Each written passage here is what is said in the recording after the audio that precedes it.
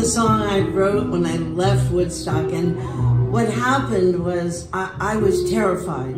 I was terrified to the point I was relatively unknown. I mean, there was like a little industry buzz about me, but I was pretty much an undiscovered person.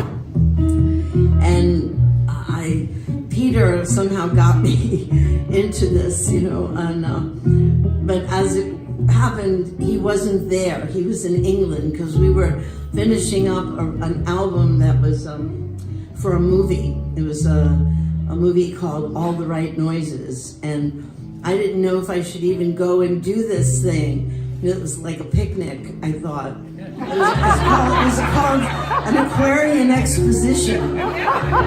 3 days of peace, love, and music. I thought, oh, that sounds nice, Be like families with picnic blankets, and there'd be lots of shopping, handmade things, and cool stuff. But then as it got closer, it was like a year earlier that I agreed that we'd do this. And I had no clue what this was going to be. And Peter stayed in England to record and finish the album with, the London Symphony Orchestra or something. And I went off to do Woodstock. And it wasn't called Woodstock again, it was an Aquarian Exposition. And my mother picked me up at the airport and drove me to Woodstock. And we hit some traffic. And it was a daytime. I figured, weekend traffic, maybe there's an accident or something. But anyway, as the day progressed, and I sensed that this had something to do with what I was about to be a part of. And my first instinct was, let's go back. Let's not do this. And I called somebody, no instant cell phone. I had to find a phone booth. And I called, and they, oh no, don't go to this place, go to this other place. And it said here, and we got to Bethel in a motel. And it was surrounded by media. I'm setting this scene because I want you to know what person went to Woodstock and how ill-prepared I was for this event.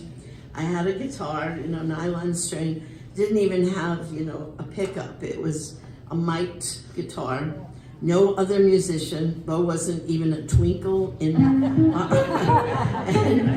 I had no children yet. Just me and Peter. Peter was in England. I was there with, and my mother got stranded in the hotel because when the guy saw me at the hotel, he said, Melanie, go to the helicopter. Helicopter? What do you mean, helicopter? I never went in a helicopter. And it was invented by a Polish person. It has a propeller. It's not meant to fly. It's not meant to fly. Helicopters aren't really meant to fly. They have one thing. If it goes out.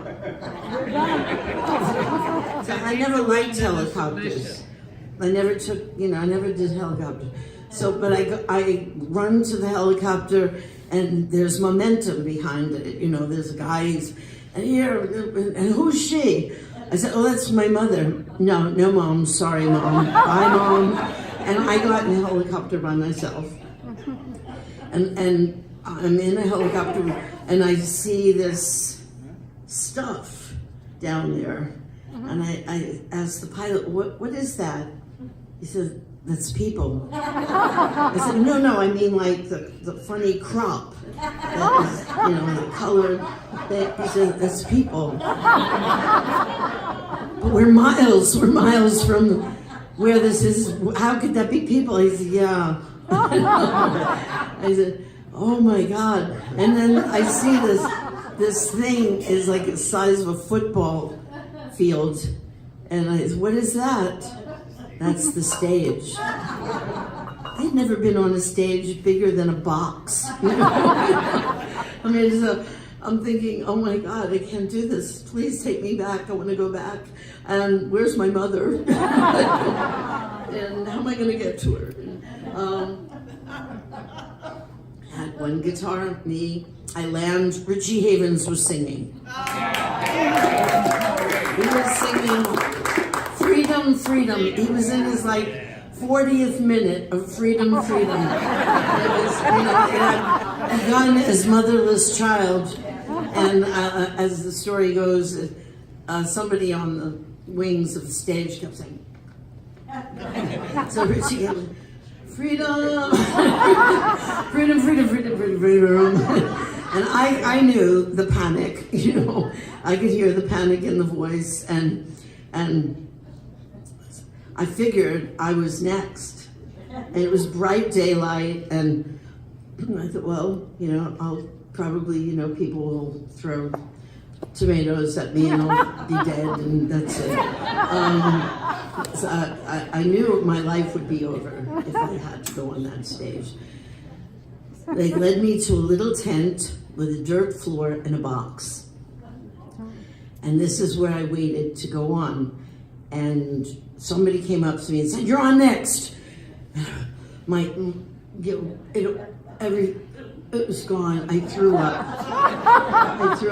And then somebody said, "Never mind." Okay. And I waited more. I waited some more. And somebody would say, "You're on next." Okay. I can do this. I can't do this. I do this. This went on all day. I developed a deep bronchial cough. I mean, like demons were coming out of me. Deep bronchial cough. It turned out that in the upper echelon tent, where I guess the big famous people were, I didn't even notice then, but now in my mind's memory, I remember there was something over there, and I was in this little tent, and Joan Baez sent over an assistant, and she's wearing these little flower things, you know. She said, "Joan heard you coughing and thought you might like this," and she sent over a pot of hot tea with lemon. I know. And Joan Baez was like my idol. I was like, Joan Baez sent me, Melanie, this. Oh, it was such a wonderful warmth. That was my cuddly Woodstock moment. It was. And then I waited some more. And the tea was gone. And Joan Baez never came back. I just kept coughing and coughing and coughing. And then nighttime fell, and I waited, and "You're on next," and never mind, and "You're on next," and then I'd hear somebody else, and I knew it wasn't me. So I said, okay. And then when the rain started, I thought, thank you, God. Thank you. They're all gonna go home now, because it's raining, and I won't have to do this. I will go back to England and finish the sound check. I always really wanted to be a writer. I don't want to be a famous person. I don't want people to see me. I don't want to be noticed. I just want to be a writer. I want to be a writer. Please, God, thank you. It's raining. We're all going to go home now, right? We're going to go home. And then the guy came in and said, "You're on next." And then this time it was real. And right before Wavy Gravy made an announcement about his collective was passing out thousands of candles and something inspirational. I don't know what it was, but it sunk in there somewhere. And then I was led to this plank, my certain doom, of course. On the other end of this plank was going to be death. And I knew this as certain as I was so certain, and you just cannot imagine the terror that I was in. And I started to walk. As I got to the bridge, leading to the stage, I left my body. And I wasn't altered with any drug of any kind. I was a vegetarian purist at that time, and I just wouldn't even think of smoking anything or ingesting any kind of thing that would alter me in any way. I had to be who I was when I was it. And so I left my body. I watched myself go to the seat. I watched myself sit down. It was all very quiet. And I heard nothing. And I hovered over my shoulder. I could see myself sit down. And then I started to strum the guitar and I was back. But what was truly unique about my Woodstock is that I left my body in front of 500,000 people. And then I came back and 500,000 people saw me do this. They didn't know what happened, neither did I. But we experienced something very, very spiritual, because that was the first moment I knew I am not just a body, and neither are you. We are beings who have a body. And this happened in front of all those people. And all of those people, whether that had something to do with it or not, I was singing beautiful people, which maybe 1% of that whole audience had ever heard before. And those 500,000 people granted me beingness, who I am.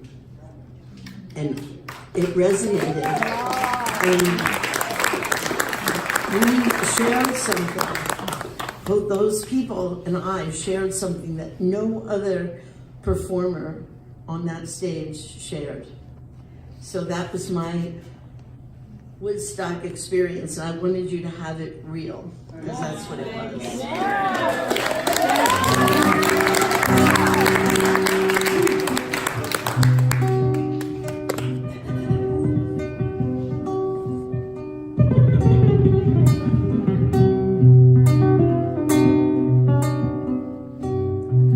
We were so close, there was no room. We bled inside each other's wounds.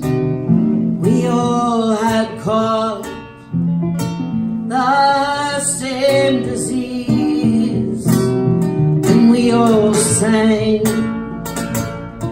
the songs of peace. Some came to sing, some came to pray, some came to keep the dark away.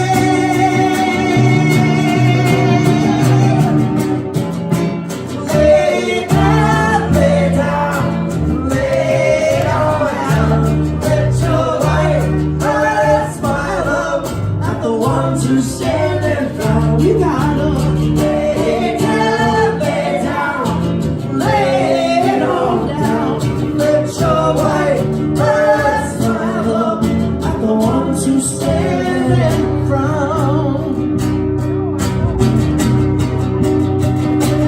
So raise the candles high, up high, 'cause if you don't stay alive against the night,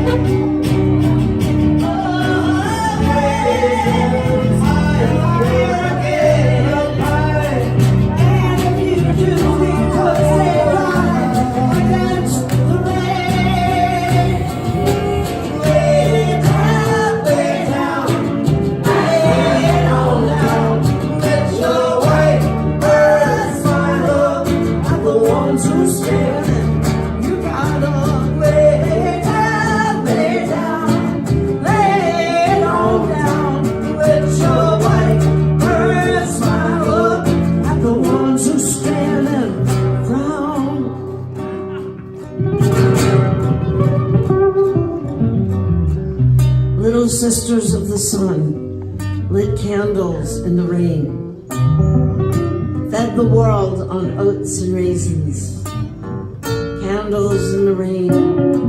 Then they lit a fire to the soul who never knew he had a friend. All men can live as brothers, I heard him say. Candles in the rain. To be there was to remember, so I'm gonna lay it down again. Gonna lay it down one more time. Gonna lay it down again. I think that men can live as brothers. Candles in the rain.